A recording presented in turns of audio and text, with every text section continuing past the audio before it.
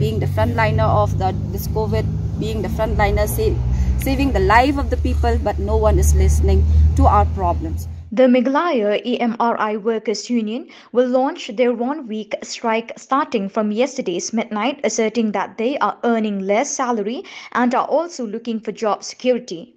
Speaking to reporters, the president of the union, Meghalaya EMRI, informed that services will be stopped from 12 midnight. The agitating union members said that the salaries of the EMRI workers are very less in comparison to the prices of essential commodities in the market. At this point of time, we together as the union under this Meghalaya EMRI Workers Union.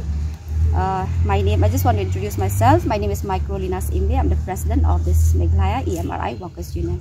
So at this point of time, we as a union, we have come together because all these days on the 11th, we have went for the press conference informing to the public and to the management and to the government also, saying that we are if you don't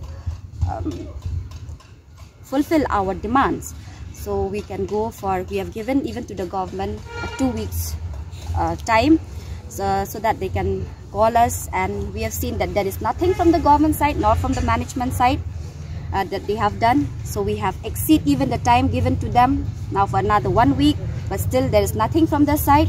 So we as a union, we have come together today to inform publicly, because on the 13th also we have given in writing to the government, to the labor, to the DHS and to the office itself, to the management itself, saying that after 2 weeks from this, if they don't call us or they don't fulfill our demands, we will go for a strong agitation. Our salary is the main, to increase our salary, and the second demand is that, see, this service is very essential service in our state.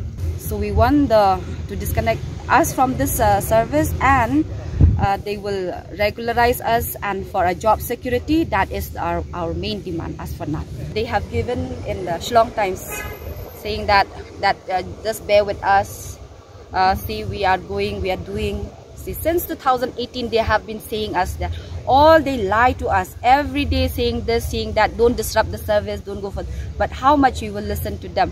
So much time we have given to them, but nothing is been doing for us.